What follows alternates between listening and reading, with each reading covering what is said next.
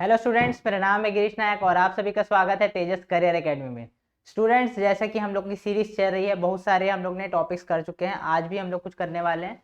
देखते हैं आज का पहला क्वेश्चन क्या है हमारे पास कि सेल नाम किस जीव वैज्ञानिक ने सर्वप्रथम दिया था। मतलब कौन है जो, देखो, सेल की संरचना की खोज हम लोग पहले भी कर चुके थे।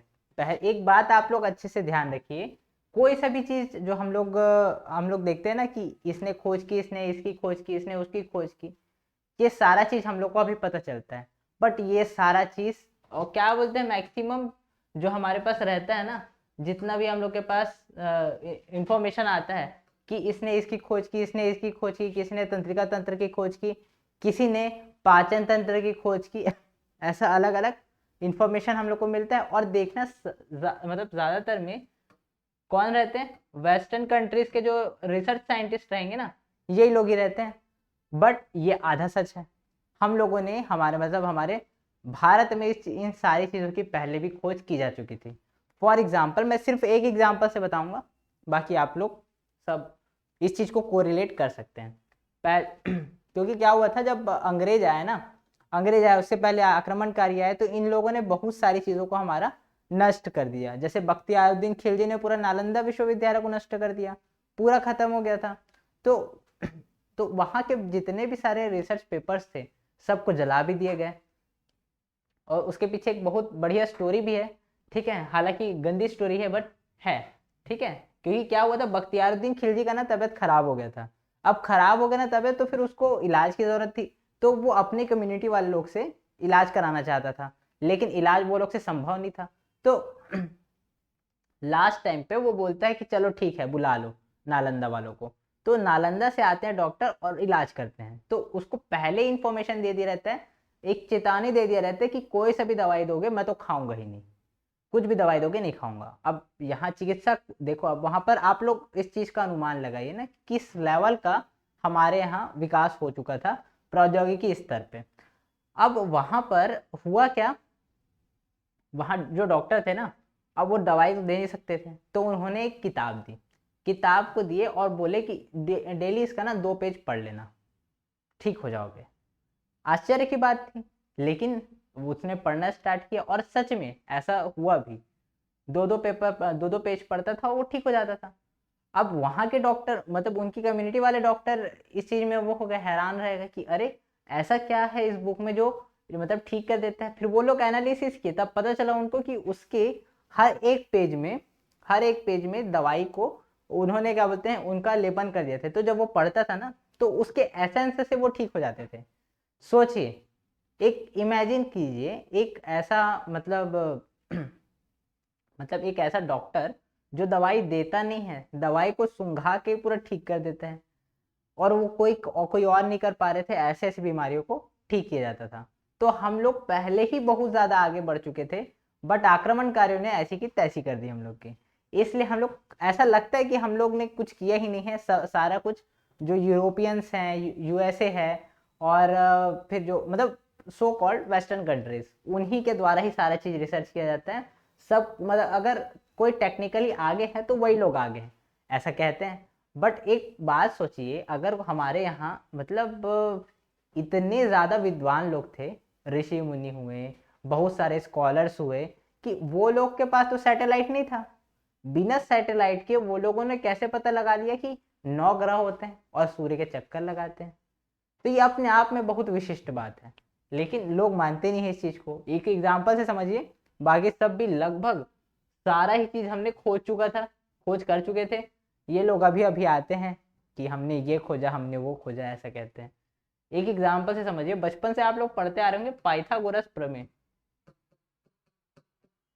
ठीक है, पाइथागोरस प्रमेय सुनते आ रहे हैं। अब ये पाइथागोरस प्रमेय क्या होता है, कर्ण का स्क्वायर बराबर लंब का स्क्वायर धन आधार का स्क्वायर, यही होता है, यही है पाइथागोरस प्रमेय। ये पाइथागोरस नाम का एक साइंटिस्ट था, गणितज्ञ था, वो बहुत टाइम बाद दिया। मतलब करीब मतलब जब मतलब जब विकास के स्तर पे था, जो ब्रिटेन था वो विकास के स्तर में था, तब उसने, पाइथागोरस ने ये मतलब यूरोपीय शक्ति जब बहुत आगे बढ़ चुकी थी ना, तब की बात है कि इसने दिया था ये सिद्धांत। और यही बात पहले ही सिर्फ एक सूत्र में पूरा का पूरा थ्योरम बता दिया था बोधायन ने, बोधायन, इसलिए इसको बोधायन प्रमेय भी बोलते हैं। और आप लोग भी ध्यान रखिए, अगली बार कभी भी लिखें तो इसको बोधायन नाम से ही जाने, बोधायन ही बोले, पाइथागोरस प्रमेय करके मत बोलिए, ठीक है। अब हम लोग आगे स्टार्ट करते हैं ना। तो सबसे पहले किसने ये मतलब ये नामकरण किसने किया, ऐसा बोलते हैं सेल का, तो किसने किया, रॉबर्ट हुक। अब जो हम लोग के पास डाटा है हम लोग को उसे पढ़ना पड़ेगा, मजबूरी है। कब दिए थे, 1665 में, ठीक है। 1665 में किसकी खोज की, सेल की खोज की, ऐसा बोलते हैं, ठीक है। इन्होंने सेल की खोज की। अब सेल में क्या होता है, एक हमारे पास केंद्रक भी होता है। सेल की अगर स्ट्रक्चर देखते हैं हम लोग, ये है हमारा सेल, इसमें एक सबसे बड़ा कोशिकांग जो रहता है वो केंद्रक रहता है। केंद्रक का जो बाहरी परत रहता है ना, इसको बोलते हैं केंद्रक मतलब ये क्या बोलते हैं, न्यूक्लियोइड, देखो इसको बोलते हैं न्यूक्लियस, न्यूक्लियस बोलते हैं। और इसका जो परत रहेगा ना उसको बोलते हैं न्यूक्लियस का मेम्ब्रेन बोलते हैं, ठीक है। केंद्रक जाली केंद्रक का जो भित्ति होता है ना, केंद्रक भित्ति है ये, और अंदर में रहता है उसका लिक्विड रहता है, तो उसको बोलते हैं न्यूक्लियोइड, न्यूक्लियोइड बोलते हैं, ठीक है, केंद्रक द्रव्य। और उसमें रहता है क्रोमैटिन थ्रेड, ठीक है, जिसमें क्या रहता है, ये क्रोमैटिन थ्रेड के किससे मिलके बना होता है, डीएनए से। और डीएनए में क्या रहता है, जीन, और वही क्या करता है, जो जीन रहता है ना डीएनए के अंदर में जो जीन रहता है वही हमारे गुणों को मतलब हमारे शारीरिक गुणों को धारण करता है, अनुवांशिक गुणों को धारण करता है, कि हमारी आंखें कौन से कलर की होगी, हमारे बाल कौन से कलर के होंगे, ये सारा का सारा इंफॉर्मेशन ना एक टाइप से ना ये पेन ड्राइव है। जो जीन्स होते हैं ना डीएनए के अंदर, जो जीन्स रहेंगे वही क्या है, इसको ऐसा बोल सकते हैं हम लोग कि वो है, क्या बोलते हैं, हमारे पास डाटा स्टोरेज का डिवाइस है, जैसे कि पेन ड्राइव है, उसमें सारा का सारा स्टोरेज है कि हमारा बॉडी कैसा रहेगा, पतला रहेगा, दुबला रहेगा, क्या क्या चीज़ है, सारा का सारा वहाँ पर इंफॉर्मेशन रहता है। उसके बाद हमारे पास एक रहता है गोल्जी का है, ठीक है, इसको बोलते हैं ट्रैफिक पुलिस बोलते हैं, क्योंकि ये बाहर से अगर कोई एंटर करते रहेगा ना तो उसको उसके ऊपर नजर रखे रहेगा, ठीक है। जैसे अगर कार्बोहाइड्रेट आ रहा है ना तो सबसे पहले गोल्जी का एक्टिव हो जाता है, और एक्टिव होने के बाद फिर ये क्या करता है, जो इस उसके बाद फिर ये क्या रहता है, हमारे पास माइटोकॉन्ड्रिया रहता है। और माइटोकॉन्ड्रिया क्या रहता है, यहीं पर क्या होता है, जो कार्बोहाइड्रेट आएगा ना उसका ऑक्सीकरण यहीं पर होगा। तो सबसे पहले गोल्जी का क्या करता है, जो कार्बोहाइड्रेट है ना उसको माइटोकॉन्ड्रिया तक लेके आता है। अब माइटोकॉन्ड्रिया तक पहुंच गया, उसके बाद फिर देखता है कि ऑक्सीजन भी आना चाह रहा है तो उसको भी आने देता है। अब ये ऑक्सीजन को भी लेके हम माइटोकॉन्ड्रिया तक पहुंचाता है, उसके बाद फिर ऑक्सीकरण हो जाता है वहां पर। अब यहाँ पर कार्बोहाइड्रेट का जब ऑक्सीकरण होता है ना तो बहुत सारी एनर्जी बनती है, उस एनर्जी को ये कंज्यूम कर लेता है, मतलब कुछ एनर्जी को कंज्यूम करेगा, और बाकी सबको एनर्जी, देखो ऐसा केंद्रक है यहाँ पर, हमारे पास और भी रहेगा, अंतःप्रद्रवी जालिका होती है, ठीक है, एंडोप्लाज्मिक रेटिकुलम, और भी बहुत सारे कोशिकांग रहते हैं। तो सबके पास क्या करता है, एनर्जी प्रोवाइड करने का काम भी करता है, मतलब अलग अलग जगह से ये मतलब माइटोकॉन्ड्रिया से ले लेके अलग अलग जगह तक एनर्जी का सप्लाई भी करता है, ठीक है। और माइटोकॉन्ड्रिया को क्या बोलते हैं, पावर हाउस, ठीक है, कोशिका का पावर हाउस बोलते हैं, क्योंकि यहीं पर एनर्जी बनता है और सप्लाई भी यहीं से होता है, ठीक है। ये हो गया गोल्जी का हो गया, माइटोकॉन्ड्रिया हो गया, ये एंडोप्लाज्मिक रेटिकुलम हो गया, ये क्या करता है, ये जैसे हम लोग का हड्डी जो है ना हमारे शरीर को आधार प्रदान करता है, वैसे ही ये जो एंडोप्लाज्मिक रेटिकुलम रहता है ना ये इसका इस कोशिका को आधार प्रदान करता है, कोशिका का आधार होता है। अब हमारे पास एक होता है राइबोसोम, ये क्या करता है, प्रोटीन जो रहता है ना उसका संश्लेषण करता है, एब्जॉर्प्शन करता है, और उसके बाद फिर क्या होता है, ये ना धीरे धीरे करके ना एंडोप्लाज्मिक रेटिकुलम में ना ऐसे चिपकते जाते हैं।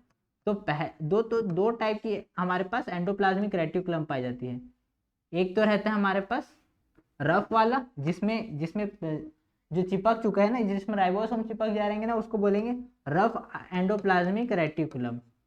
और एक जो रहता है जिसमें नहीं चिपका है उसको बोलते हैं, कहाँ गया हमारा, अरे गड़बड़ हो गया, तो जिसमें नहीं चिपका रहता है ना राइबोसोम उसको बोलते हैं जो स्मूथ एंडोप्लाज्मिक रेटिकुलम बोलते हैं। कुछ नाम ऐसे हैं जिसको नाम से सीधा सीधा ध्यान रखना जरूरी है, ठीक है। उसका कोई हिंदी नाम का आप लोग उम्मीद करोगे तो फिर वैसे नाम मिल जाएगा, बट हमारे पास क्या होगा, ज़्यादा अच्छा रहेगा कि आप लोग इंग्लिश नाम को ध्यान रखें। बायो में और केमिस्ट्री में, फिजिक्स में, मतलब ओवरऑल देखा जाए साइंस में जो इंग्लिश नाम है ना, इंग्लिश टर्मोलॉजी है, वो सबको अच्छे से ध्यान रहना चाहिए। तो हमारे आंसर क्या होगा इसका, सेल का रॉबर्ट हुक। अगले क्वेश्चन में आते हैं, कोशिका में राइबोसोम की अनुपस्थिति में निम्न में से कौन सा कार्य संपादित नहीं होगा। जस्ट अभी बताया मैं, राइबोसोम का क्या कार्य है, प्रोटीन का संश्लेषण करना। तो अगर ये नहीं रहेगा, राइबोसोम ही नहीं रहेगा, तो प्रोटीन का संश्लेषण कोई नहीं कर पाएगा। तो यहाँ पर क्या चीज संपादित नहीं होगा, प्रोटीन संश्लेषण। In the absence of ribosomes in this cell which of the following would not be performed. तो क्या चीज नहीं होगा, प्रोटीन सिंथेसिस। अगला क्वेश्चन, निम्न में से कौन पारिस्थितिक तंत्र का अजीवीय घटक है। जीवाणु, क्लोरेला, क्लोरेला, ठीक है, जल और मानव, ठीक है। विच of the following is not an abiotic component of the ecosystem. मतलब कौन सा, मतलब किसी भी टाइप का जीव नहीं है, अजीव। देखो हमारे पास फैक्टर्स होते हैं ना, जो जितना पूरा इन्वायरमेंट किससे मिलके बना है, एक तो जैविक घटक से मिलके बना है और एक अजैविक घटक से बना है, ठीक है। जैविक घटक, अजैविक घटक, बायोटिक कंपोनेंट्स और एबायोटिक कंपोनेंट्स, ठीक है। तो जो जितने भी सारे चीजें जिंदा है, जैसे पेड़ पौधे जिंदा है, जो हमारे पास हम लोग बैक्टीरिया देखते हैं, वायरस देखते हैं, ये सब के सब जिंदा है, उन सब में जीवन है। तो जिसमें जीवन नहीं है उसको बोलते हैं अजैव घटक, तो जिसमें जीवन है उसको बोलेंगे जैव घटक। तो यहाँ पर क्या बोल रहे हैं, अजैव घटक। किसमें जीवन नहीं है, जीवाणु में है, क्लोरेला में है, मानव में है, किसमें नहीं है, जल में जीवन नहीं है। तो जल ही जीवन है, लेकिन जल में जीवन नहीं है, ठीक है, ध्यान रखेंगे। तो हमारा आंसर क्या होगा, जल। किसी पारिस्थितिक तंत्र में ऊर्जा का प्रवाह के बारे में संबंधित श्रृंखला।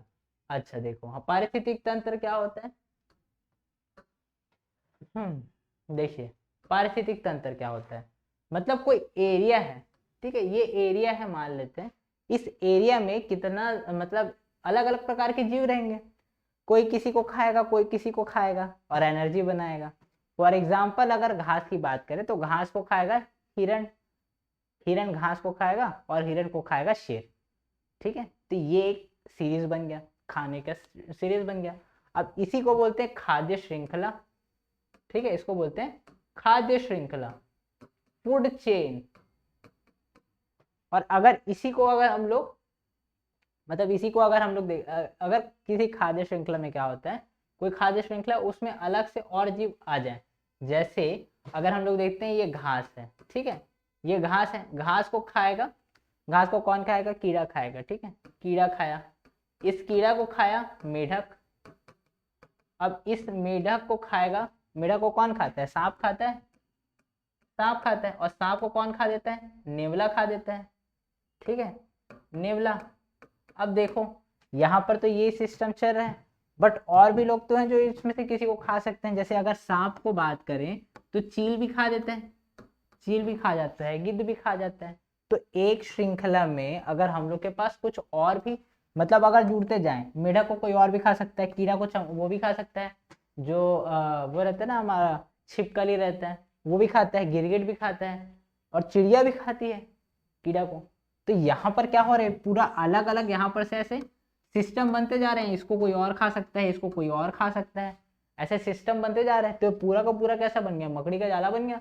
तो ऐसे सिस्टम को बोलते हैं खाद्य जाल, खाद्य श्रृंखला मतलब फूड चेन, खाद्य जाल मतलब फूड वेब, ध्यान रखेंगे। और यहाँ पर क्या बोल रहे हैं, पारिस्थितिक तंत्र बोल रहे हैं। इन सब से मिलके जो तंत्र का निर्माण होगा ना उसको बोलेंगे पारिस्थितिक तंत्र। जैसे घास में ये घास वाला चल रहा है, तो ये घास का पारिस्थितिक तंत्र है, घास से स्टार्ट हुआ ना और घास के मैदान तक चलेगा, एक एरिया विशेष तक चलेगा, मतलब हमारे पास एक भौगोलिक क्षेत्र रहेगा, उस क्षेत्र में चलेगा ना, तो उसको बोलेंगे हमारे पास, क्या बोलेंगे हम लोग, पारिस्थितिक तंत्र। तो अगर हम लोग इसमें देखते हैं तो क्या होता है, देखो जैसे अगर यहाँ पहुंच गया ना, नेवला तक पहुंच गया, नेवला को अगर कोई नहीं खा पाया तो एक टाइम के बाद ये भी तो मरेगा, अमर तो है नहीं, ठीक है। तो नेवला को कौन खाएगा, कोई नहीं खा पाया, मान लेते हैं नहीं खाया, बूढ़ा हो गया, मर गया।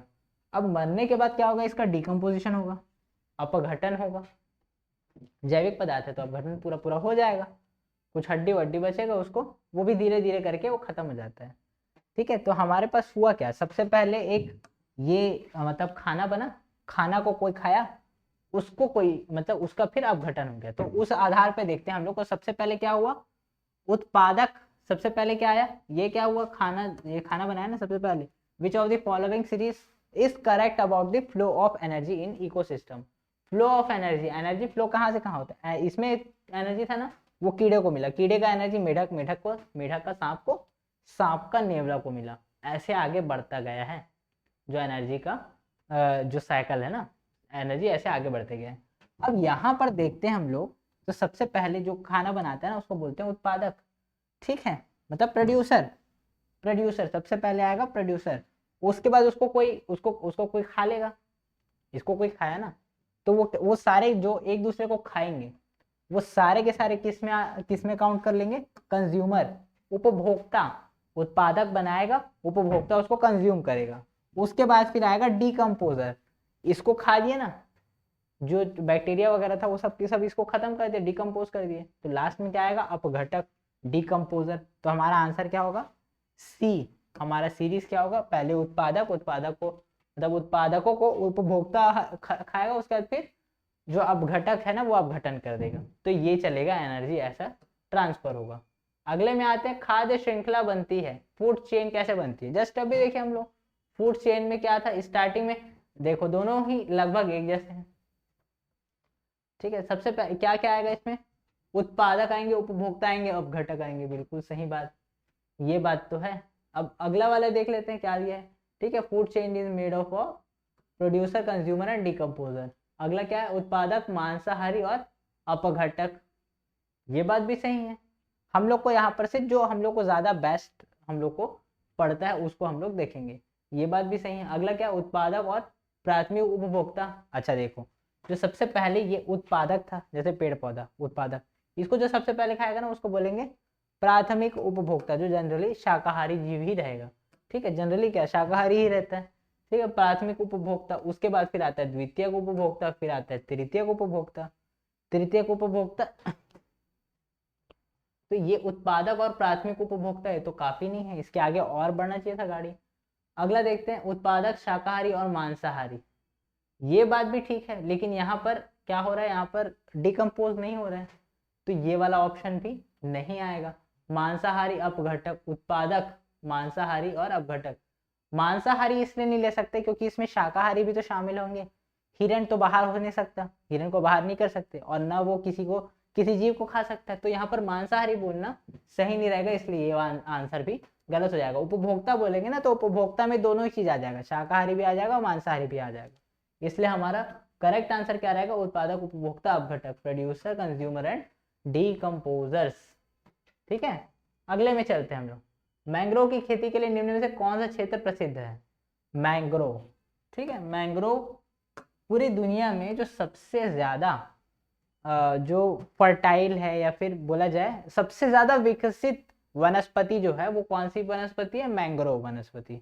और ये कहाँ पाई जाती है, गंगा का डेल्टा क्षेत्र है, ठीक है। गंगा के डेल्टा क्षेत्र में पाई जाती है। यहाँ पर की मैंग्रोव जो है ना सबसे ज्यादा उन्नत है, और जगह भी पाया जाता है लेकिन यहाँ का सबसे ज्यादा उन्नत है। अब ऐसा क्यों है, क्योंकि ये वाला एरिया ना ऐसा रहता है, ये हमारा स्थल मंडल है ना, स्थल वाला भाग है, और ये जल मंडल है, जल वाला भाग है, मतलब समुद्र। यहाँ से ना देखो, जो उसका जो समुद्र में क्या रहता है, नमकीन पानी रहता है, वो अच्छा नहीं होता है, उसमें खेती नहीं हो पाता है। लेकिन अगर उसका थोड़ा मात्रा लिया जाए तो उसमें बहुत सारे खनिज भी रहते हैं। तो ये सारे खनिज लवण ना क्या होता है, ये लहर आता है ना तो फिर यहाँ पर पहुंच जाता है, स्थल वाले भाग में पहुंच जाता है। और यहाँ ऑलरेडी आ रहा है गंगा नदी, या बड़ी नदियों की बात करें तो यहाँ पर बड़ी बड़ी नदियां आते रहती है, जिस क्षेत्र में बड़ी नदियां आती है उनकी बात करते हैं ना, तो ये आ रही है यहाँ से नदियां, यहाँ एकदम पूरा एकदम फर्टाइल एरिया बन जाता है। यहाँ से थोड़ा, यहाँ खनिज लवण आ रहा है और यहाँ पर से ये एकदम उपजाऊ मिट्टी को लेके ये नदियां आ रही है। तो ये वाला एरिया जो रहता है ना, ये ट्रांजिशन जोन जो रहता है ना, ये बहुत ज्यादा उपजाऊ रहता है। तो यहाँ एक वनस्पति पाई जाती है जिसका नाम है मैंग्रोव, ठीक है। तो वो कहाँ, मतलब कौन सा क्षेत्र इसके लिए प्रसिद्ध है मैंग्रोव के लिए, विच of the following areas is famous for mangrove cultivation. तो हमारे पास क्या है, कलिम्पोंग का लावा जंगल, उड़ीसा का दंडकारण्य जंगल, दक्षिण 24 परगना का सजने खाली जंगल, उत्तराखंड का जिम कार्बेट नेशनल पार्क। तो इन सब में अगर देखा जाए ना तो ये वाला एरिया कौन सा है हमारा, अच्छा कहाँ कहाँ पाई जाती है एक बार देख लेते हैं। ये हमारा गुजरात हो गया, और ये वाला भाग है हमारा वेस्ट बंगाल का, ये वेस्ट बंगाल, ये वेस्ट बंगाल, ये बांग्लादेश। इस वाले एरिया में क्या होता है, जो गंगा नदी आती है ना, गंगा नदी आके यहाँ पर, गंगा नदी का ये वो एरिया है, ठीक है, यहाँ पर आके अपना डेल्टा बनाती है। वैसे ही इधर साइड देखते हैं, महानदी बनाती है, यहाँ कृष्णा, कावेरी, ठीक है, इधर साइड नर्मदा, बट नर्मदा बनाती है वहाँ पर ज़्यादा नहीं है। यहाँ पर इस वाले एरिया में हमारे पास बहुत अच्छा एक फर्टाइल एरिया मिलता है। तो इन सारे क्षेत्रों में हमारे पास कौन सी वनस्पति पाई जाती है, मैंग्रोव। तो इन सब में से कौन सा क्षेत्र दिया गया है इसमें, तो ये जो हमारे पास ना 24 परगना जो है ना, जिले का नाम है ना 24 परगना, ये जिले का नाम है, और जिला कहाँ का है, वेस्ट बंगाल का है। तो वेस्ट बंगाल का तो एक ही एरिया आया, मतलब हमारा आंसर क्या होगा, ये होगा। ठीक है, अगला हम लोग देखते हैं, अगले क्वेश्चन में क्या है हमारे पास, मैंग्रोव वन पर वैश्विक तापन का क्या प्रभाव पड़ेगा। मैंग्रोव वन पर जो हमारे पास क्या बोल रहे हैं यहाँ पर, what will the effect of global warming on mangrove forest. मैं देखो ग्लोबल वार्मिंग क्या होता है, हमारा जो पृथ्वी है जो औसत तापमान से बढ़ते जा रहा है, मतलब एक एवरेज टेम्परेचर जितना होना चाहिए ना उससे ज्यादा बढ़ते जा रहा है, हीट ज्यादा होती जा रही है।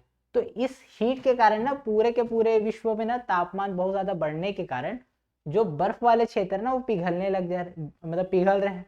ठीक है तो इसके क्या कारण क्या हो रहा है, जो जो जल स्तर है ना, जो समुद्र का जल स्तर है वो बढ़ते जा रहा है। तो हमारा ये है भारत, ठीक है, ये हमारा भारत। तो हो क्या रहा है, जो पानी का लेवल बढ़ रहा है, सी लेवल बढ़ते जा रहा है। तो जब सी लेवल बढ़ेगा ना तो ये सब में ये आसपास का जो एरिया है ना, जो कोस्टल एरिया है, ये सब क्या होगा, डूब जाएगा। ये सारे के सारे एरिया क्या है, पास पास के एरिया जो है वो डूब जाएंगे। तो इससे नुकसान क्या होगा, आप देखो हम लोग जस्ट अभी देखे कि हमारा जो मैंग्रोव है वो कहाँ कहाँ है, ये यहाँ पर है, यहाँ पर है, यहाँ पर है, यहाँ पर है, यहाँ पर है। इन सारे एरियाज में क्या है, अच्छा यहाँ पर भी ना, महाराष्ट्र में भी है। तो इन सारे एरियाज में क्या होगा, जो एरिया यहाँ पर का बहुत सारे एरिया तो खत्म हो जाएगा, पूरा का पूरा पानी पानी हो जाएगा। तो वहां पर कुछ उत्पादन नहीं हो पाएगा। अब कुछ उत्पादन नहीं हो पाएगा इन सारे चीजों में, उत्पादन को छोड़ो, यहाँ पर अगर एरिया बढ़ जाएगा ना, थोड़ा बहुत पानी मिल रहा है ना समुद्र का तो ठीक है, अति टाइप से पानी मिलेगा ना तो वो समस्या है, वहां पर पेड़ नहीं उग पाएगा। तो इससे क्या होगा, मैंग्रोव नष्ट हो जाएगा। तो इससे क्या होगा, मैंग्रोव के विशाल क्षेत्र जो है वो जलमग्न हो जाएंगे, लेवल बढ़ रहा है ना, सी लेवल बढ़ रहा है, तो फिर वो पूरा का पूरा डूब जाएगा। अब अगला देखते हैं हम लोग, अगला क्वेश्चन क्या है हमारे पास, भारत में धारणीय विकास मतलब की दृष्टिकोण से विद्युत उत्पादन का सबसे अच्छा स्रोत कौन सा है, which is the best source of power generation in India from the point of view of sustainable development. ठीक है, तो सस्टेनेबल डेवलपमेंट क्या होता है, एकदम सिंपल वर्ड्स में बोला जाए तो हम लोग ऐसा विकास करेंगे कि हमारे पास विकास का मतलब जो लगातार लगातार विकास करे जा रहे हैं ना तो समस्या हो जाएगी। तो हम लोग को विकास ऐसे करना है कि हमारी जो आने वाली पीढ़ियां है ना उनके लिए भी कुछ ना कुछ रहे। ठीक है, ऐसा नहीं कि वो लोग कभी जंगल ही ना देख पाए, इस टाइप का काम नहीं करना है, कभी हीरा न देख पाए, ऐसा काम भी नहीं करना है। तो हम लोग को ऐसे काम करना है कि आने वाला पीढ़ी के लिए भी चीज़ें हमारे पास रहे। तो इसके लिए हम लोग को विद्युत उत्पादन ऐसे करना रहेगा जिससे हम लोग को मतलब धारणीय विकास हो सके। ठीक है, तो इसके लिए हम लोग कौन सा किससे हम लोग विद्युत उत्पादन करेंगे, कोयला, खनिज तेल, जल विद्युत, परमाणु ऊर्जा। तो अगर हम लोग जल विद्युत से करते हैं तो उसको हम लोग बाद में भी, मतलब ऐसा नहीं है कि खत्म हो जाएगा, कोयले को अभी पूरा यूज कर दिए तो खत्म हो जाएगा, खनिज तेल और गैस को अगर हम लोग अच्छे से यूज कर देते हैं वो भी खत्म हो जाएगा, परमाणु ऊर्जा से नुकसान बहुत ज्यादा हो जाएगा।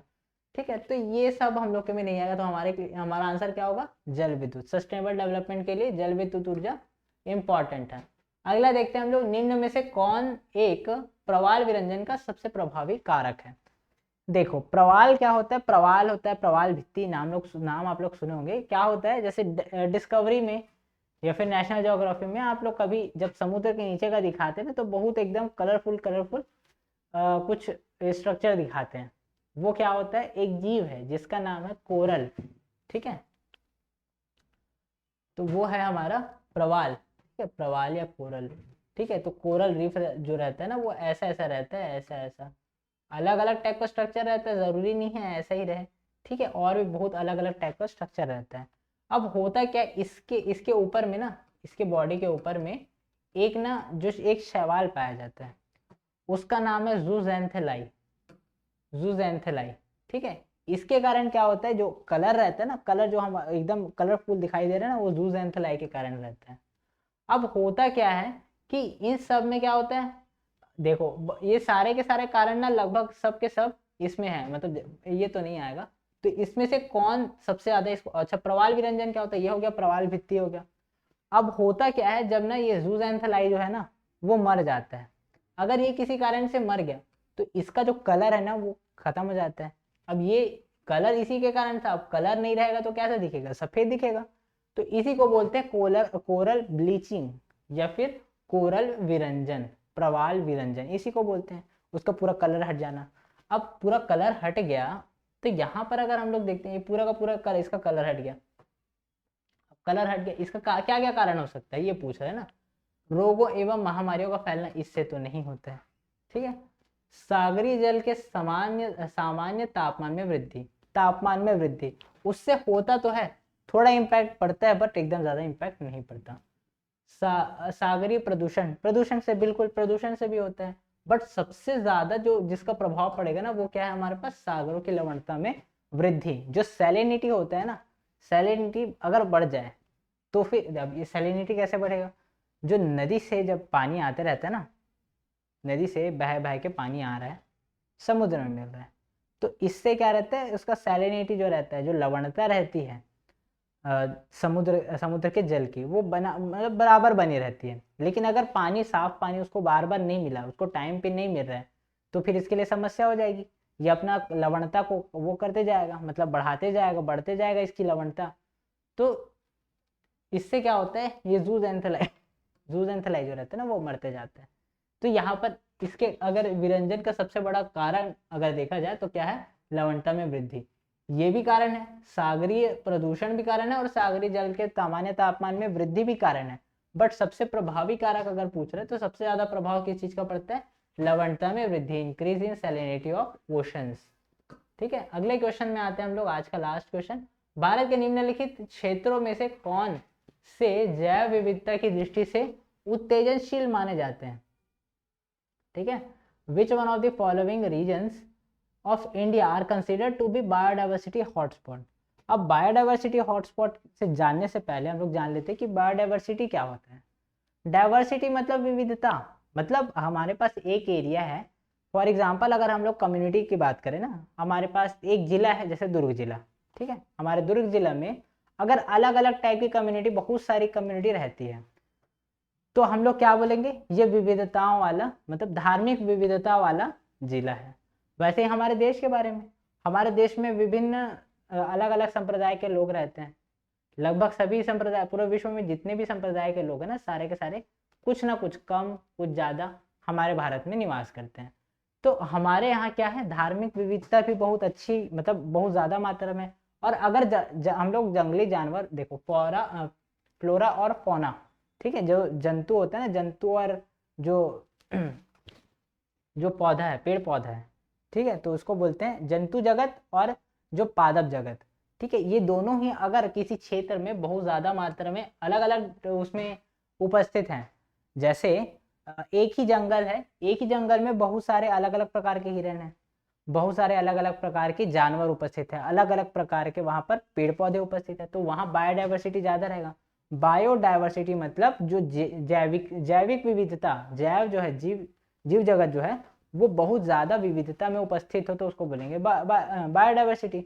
और बायोडाइवर्सिटी में अगर हॉटस्पॉट के बारे में बात करें, मतलब वहाँ बहुत ही ज़्यादा रहेगा, तो ऐसा कौन कौन सा एरिया है भारत में, तो एक है हमारा पूर्वी हिमालय, मतलब हिमालय का जो पूर्वी भाग है ना, नॉर्थ ईस्टर्न एरिया जो है हमारे पास, जो सात बहनियाँ बोलते हैं ना उधर साइड का एरिया को, 7 राज्य हैं, तो वो वाले एरिया में बहुत ज़्यादा डाइवर्सिटी पाया जाता है। और कहाँ जाता है, पश्चिमी घाट में, जो इधर साइड का एरिया, पश्चिमी घाट वाला एरिया, वहाँ पर पाया जाता है। तो ये दो जगह में क्या है, बहुत ही ज़्यादा बायोडाइवर्सिटी पाया जाता तो हमारा आंसर क्या होगा 1 और 3। कौन सा है ऑप्शन? ये ऑप्शन नंबर 3। तो आज के लेक्चर के लिए इतना ही, अगले लेक्चर में मिलते हैं, तब तक के लिए थैंक यू।